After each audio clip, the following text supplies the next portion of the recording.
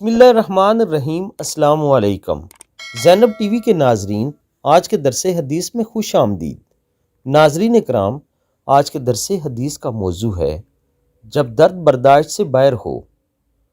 حضرت عثمان بن ابی عاص رضی اللہ تعالیٰ عنہ نے بیان فرمایا کہ نبی کریم صلی اللہ علیہ وآلہ وسلم میری عیادت کے لیے تشریف لائے تو مجھے اس وقت ایسا درد ہو رہا تھا کہ لگ رہا تھا وہ مجھے مار ڈالے گا، تو رسول اللہ صلی اللہ علیہ وآلہ وسلم نے ان سے فرمایا، انا ہاتھ اس پر 7 مرتبہ پھیرو اور کہو، اعوذ بعزت اللہ وقدرتہ من شر ما اجد، میں اللہ کی عزت اور اس کی قدرت کے وسیلے سے اس تکلیف کے شر سے پناہ مانگتا ہوں جو مجھے لاحق ہے۔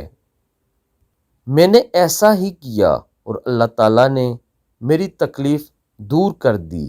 چنانچہ میں ہمیشہ اپنے گھر والوں کو اور دوسروں کو یہ دعا پڑھنے کی تلقین کرتا ہوں۔ سنن ابی داؤد